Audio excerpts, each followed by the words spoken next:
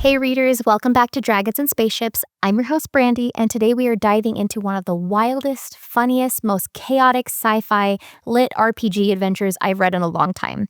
If you've ever wondered what would happen if the Hunger Games, Dungeons and Dragons, reality TV, and a very confused house cat collided at full speed, this one's for you. We are talking about Dungeon Crawler Carl by Matt Dinniman, an absolutely bonkers, addicting, hilarious series starter that has developed one of the most passionate fan bases in the lit RPG world. This book is over the top in the best way, but what surprised me the most is how much heart it has beneath the chaos. It's emotional, clever, and surprisingly sharp in the way it examines humanity, survival, and what we choose to protect when everything falls apart. And don't worry, as always, this episode is spoiler-free. But before we dive into our main story, I want to spotlight a new release that is already getting huge buzz and might become a favorite for myth lovers and fantasy fans alike. The book is I, Medusa, a bold reimagining of the classic myth coming from Anya Gray. It officially released on November 18th, 2025. In this retelling, we follow Medi, a young woman born to minor gods who always felt out of place, overshadowed by her mortal family and longing for freedom. When she's selected by the goddess Athena to train as the temple priestess, it feels like her chance to belong. But when betrayal strikes and she's punished unjustly by having her hair turned into snakes, everything changes. Medi becomes Medusa, not as the monster history painted her, but someone reclaiming her story, identity, and power. So if you are into mythological fantasy and powerful retellings, especially ones that turn old legends upside down, I, Medusa should be definitely on your radar right now. To understand the vibe of Dungeon Crawler Carl, you first have to understand the world it throws you into. The book opens up with the end of the world, literally. An alien race destroys the Earth's surface overnight, turning everything into a twisted, televised survival game. Humanity survives only if they enter the massive underground super dungeon these aliens have constructed, and compete in what has become a galaxy-wide entertainment phenomenon. It's like Earth's entire population got forced into a deadly intergalactic Super Bowl, except the stadium is booby-trapped, rigged, and filled with monsters that want to eat you. The tone is part dystopian, part satire, part absurd humor, and part high-stakes fantasy adventure. Somehow it works beautifully. So yes, the setup is wild, but the heart of the story is Carl himself and the cat. So let's talk about our heroes, because honestly, this duo carries the entire book. Carl is an ordinary guy thrown into an extraordinary nightmare. He is not a chosen one, not a super soldier, and not a genius. He is just a normal dude trying really hard not to die. What makes Carl compelling is his stubbornness, sarcasm, and loyalty. He reacts a way a real person would react in a total apocalypse, with disbelief, anger, humor, and a lot of cussing. He becomes the kind of underdog you can't help but root for. All right, let's move on to Princess Donut. Okay, deep breath.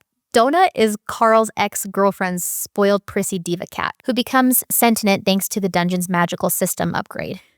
But not just sentient, she becomes a full-blown talking magical house cat princess with delusions of grandeur, an obsession with etiquette, and a complete lack of self-awareness. She is hilarious, she's iconic, she steals every scene she is in. Donut is both comic relief and emotional grounding. Her relationship with Carl evolves into such a sweet, weird way, like a buddy cop comedy fused with cat chaos. In this book, the dungeon isn't just a setting, it's practically a character. Every floor has different rules, challenges, creatures, and traps. It's shaped by alien entertainment executives who want drama, danger, and good TV ratings. The dungeon is unpredictable, cruel, and endlessly creative, which keeps the tensions high and the pacing fast. If you're new to the lit RPG genre, you might think that the stat sheets, skill points, and ability upgrades would feel confusing, but Matt Dinniman balances this perfectly. The system is basically a magical RPG interface that upgrades Carl and Donut in real time. Their health, perks, inventory, quests, and everything. But here's the key, the stats are never the point of the story. Their flavor, their comedy, their tools that help raise or lower their stakes, and they're delivered in small bursts, not long info dumps. Even if you've never played an RPG in your life, you can follow the story with zero confusion. Now, let's talk about themes, because this book is surprisingly thoughtful underneath the humor.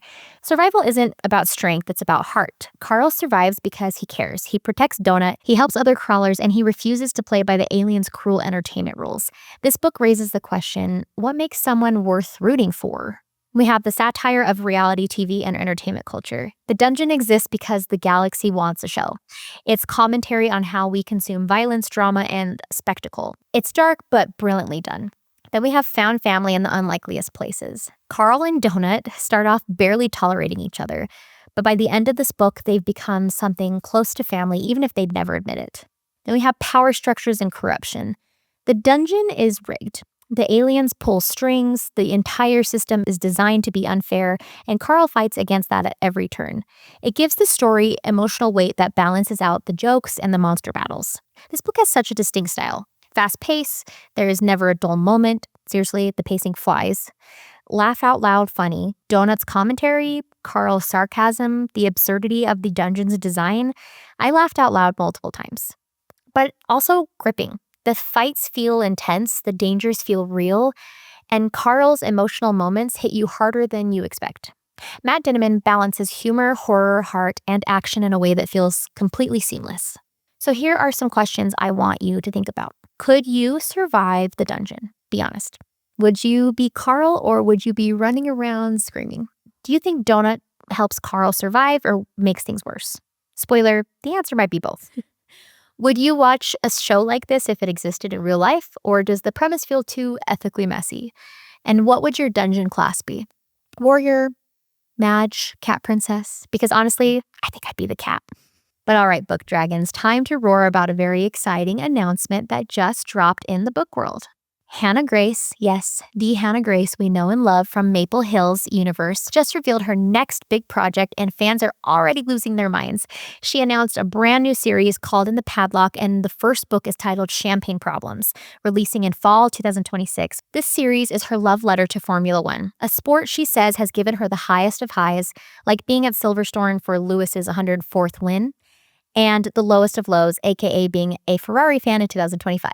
Relatable. She shared that creating her own fictional F1 world has been tough but incredibly rewarding, and she can't wait for readers to dive into it next year. And the fun part is she teased the series includes Easter eggs from the Maple Hills books, so we may just run into a few familiar faces. Hannah also mentions tons of exciting things coming from Team HG in 2026. Her first ever ARC team, exclusive behind-the-scenes content, and big giveaways. And lots of character art. Plus, she assured readers you do not have to be an F1 fan to love the series, but she hopes it might nudge people to give the sport a try. Champagne Problems is already available to add on Goodreads, with pre-orders opening early next year once the pub date is set. And she encouraged indie bookstores to reach out because she wants to champion them for this release. So if you're ready for romance, adrenaline, and a whole new fictional F1 world, Hannah Grace's Champagne Problems should be definitely on your radar. That's your Dragon's Roar for this week. Dungeon Crawler Carl is one of those books that reminds you reading can be pure fun. It's weird, it's wild, it's hilarious, and it has way more heart than you expect. If you love high-stakes adventures, found family chaos, and stories that don't take themselves too seriously, this definitely is a series worth checking out. Thank you for hanging out with me for another episode of Dragons and Spaceships. Don't forget to subscribe, leave a review, and tell us which dungeon class you think you would be in. Until next time, stay curious, stay adventurous, and may your TBR pile never stop growing.